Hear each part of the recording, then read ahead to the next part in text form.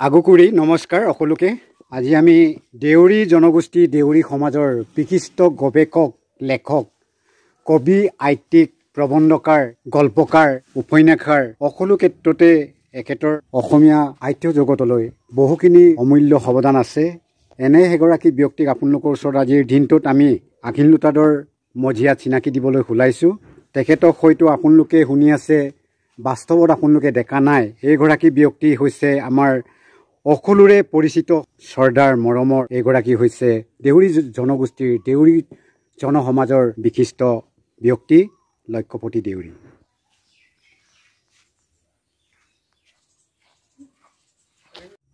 প্ৰিয় দৰ্শক, আমি আজি বিশিষ্ট এগৰাকী ব্যক্তি দেউৰী জনগোষ্ঠীৰ বিশিষ্ট লেখক কবি উপন্যাসকাৰ গল্পকাৰ সকলোতে তেখেতৰ দখল আছে। এইগৰাকী ব্যক্তিক আমি জয়তে তেখেতৰ চিনাকিটো সকলো ৰাইজক দিবৰ কাৰণে আপোনাক অনুৰোধ জনাইছোঁ। নমস্কাৰ, ৰাইজলৈ প্ৰণাম জনাই আজি মই চিনাকি দিছোঁ। মই লক্ষ্যপতি দেউৰী। হয়, ধন্যবাদ। আপোনাৰ জন্মস্থান কিনাপথাৰ, নাৰায়ণপুৰ, লখিমপুৰ। হয়, তেখেতৰ জন্মস্থান হৈছে কিনাপথাৰ, নাৰায়ণপুৰ, লখিমপুৰ। ইয়াতে আছে কিনাপথাৰত এগৰাকী বিশিষ্ট ব্যক্তি। হয়তো আপোনালোকে বহুদিনৰ আগৰ পৰাই এখেতৰ নামটো শুনি আহিছে, কিন্তু ফিজিকেলি দেখা নাই আপোনালোকে বাস্তৱত। কিন্তু এইকাৰণে আমি এখেতৰ ওচৰত আমি আজি বিচাৰি ওলাইছোঁ দেউৰী জনগোষ্ঠীৰ দেউৰী জনসমাজৰ এগৰাকী বিশিষ্ট ব্যক্তি লক্ষ্যপতি দেউৰী বুলি ক'লে এখেত এগৰাকী একাধাৰে কবি আইতিক প্ৰবন্ধকাৰ গল্পকাৰ উপন্যাসকাৰ লোককথাৰ লিখক সকলো ক্ষেত্ৰতে এখেতৰ অৱদান আছে। এখেত নিৰৱসাধক।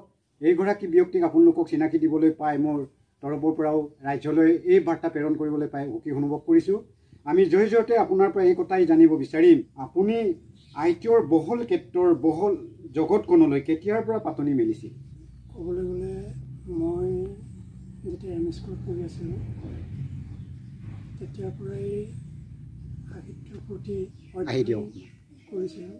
সাহিত্য তো সেই অধ্যয়নৰ যোগেদি তো নিজেও কিবা লিখিবৰ কাৰণে ৰচনা কৰিবৰ কাৰণে মনটো ধাউতি আছিল।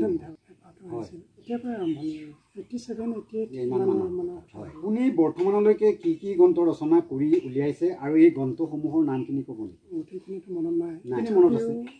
কবিতা পুথি আছিলে, দেউৰী কবিতা পুথি। এইখন আছিলে 1993 এজি ৰিবাই চাংগীয়া বছে এইখন। দ্বিতীয় এখন আছিলে বিপ্লৱৰ পাণ্ডুলিপি। এইখন অসমীয়াৰ আছিলে। 1998 মানত এইখন ৰচনা হৈছিলে, প্ৰকাশ হৈ ওলাইছিলে।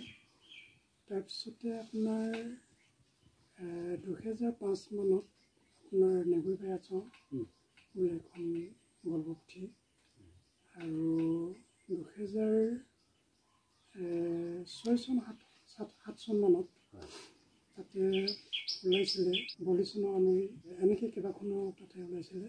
তাৰপিছতে নাটকবোৰ আপোনাৰ 88ৰ পৰা মই নাটক লিখিবলৈ আৰম্ভ কৰিছিলোঁ। হয়, সেইখিনিতে আপুনি নাটকৰ কথা উলিয়াইছে, নাটকলৈ আমি যাব বিচাৰিছোঁ এতিয়া।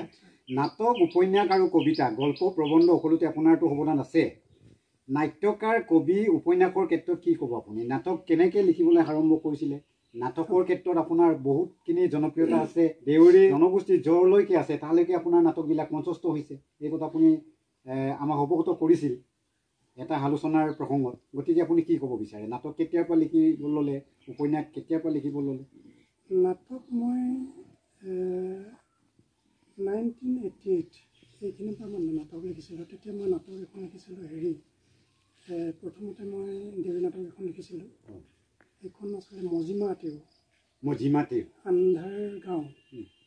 এই গাঁওখন, এই নাটকখন পিছত 90 মানত এইখন মঞ্চস্থ হৈছিল।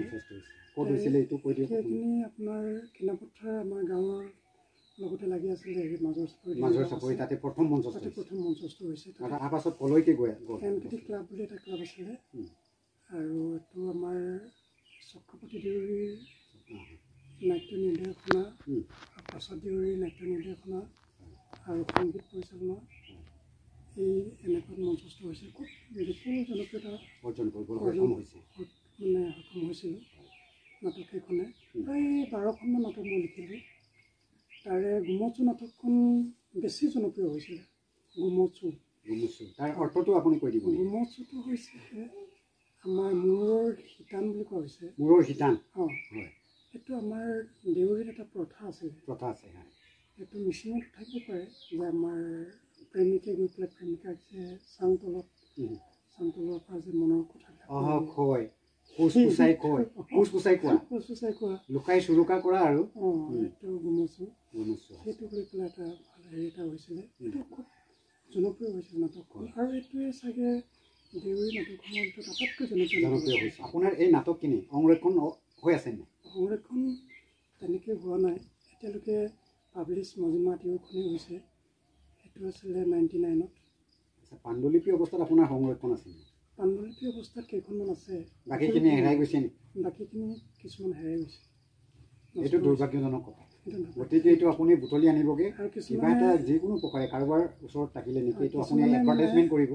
আমাৰ চেনেলৰ জৰিয়তেও আমি এডভাৰটাইজমেণ্ট দিছোঁ। এখেতৰ নাটকসমূহ কাৰোবাৰ সদাকৈ ব্যক্তিৰ ঘৰত হয়তো থাকি যাবও পাৰে।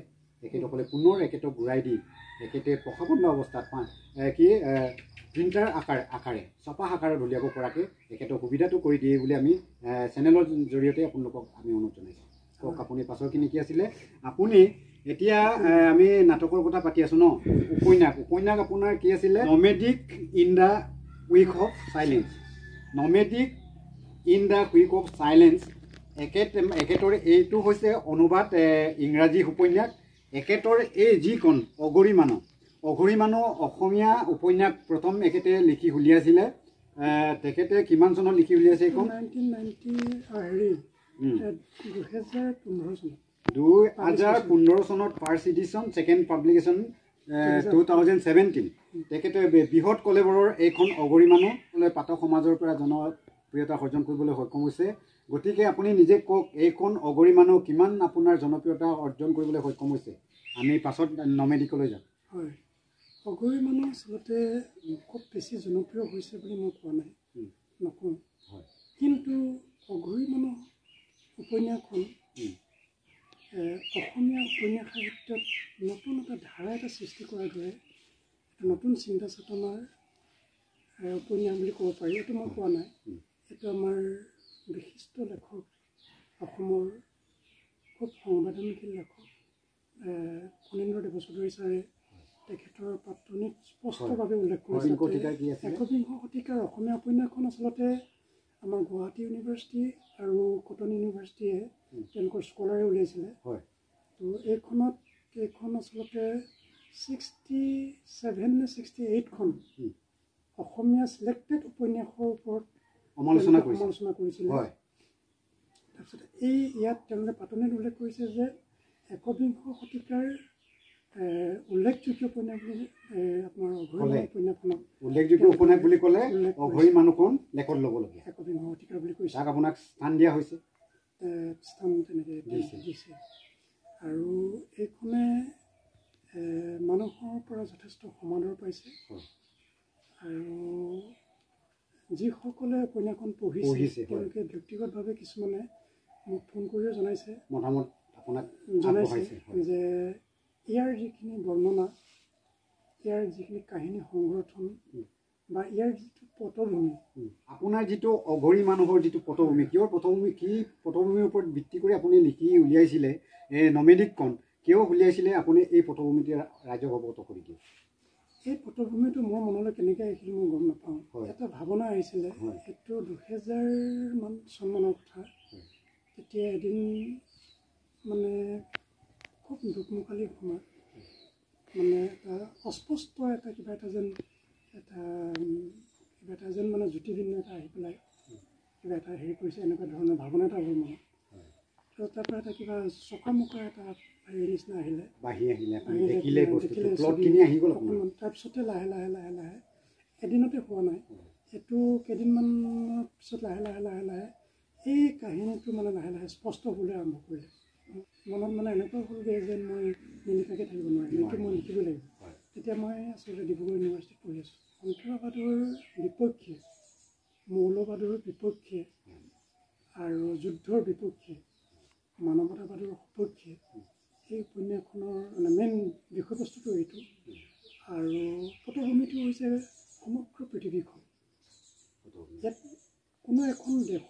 স্পষ্টভাৱে উল্লেখ কৰা নাই। ইয়াত কোনো দেশৰ সীমা নাই। ইয়াত মানে সকলো দেশৰ কাৰণে, সকলো মানৱ জাতিৰ কাৰণে যিটো মানে ভৱিষ্যতে ইউনিভাৰ্চেল ভৱিষ্যতে আহিব পৰা যিবিলাক মানে সংকটকালীন অৱস্থা, এই সংকটবোৰক মানে ইয়াতে মানে দেখুৱাবলৈ যত্ন কৰা হৈছে, মানে বৰ্ণনা কৰিবলৈ যত্ন কৰা হৈছে। এইটোৱে চাগে মোৰ ধাৰণা মতে, মই জনামতে এইটো আন্তৰ্জাতিক পৰ্যায়ত, আন্তৰ্জাতিক পটভূমিত মানে এনেকুৱা বিষয়ত লিখা যুদ্ধ, সন্ত্ৰাসবাদ বা মৌলবাদৰ বিপক্ষে, মানৱতাবাদৰ সপক্ষেতো বহুতেই লিখিছে। আৰু যি কি নহওক, এই যুদ্ধ, সন্ত্ৰাসবাদ এনেকুৱা বিষয়ে আন্তৰ্জাতিক পৰ্যায়ত লিখা উপন্যাস চাগে অসমীয়া সাহিত্যত এইখনেই প্ৰথম।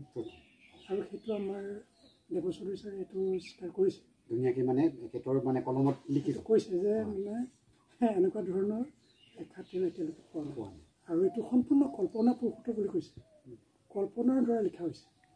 যদিও বাস্তৱ ছবিবোৰ আছে, কিন্তু তথাপিও মানে কল্পনাৰ মানে যিটো প্ৰাবল্য সেইটো আছে বুলি কৈছে। আৰু বহুত অধ্যয়ন আছে বুলি কৈছে।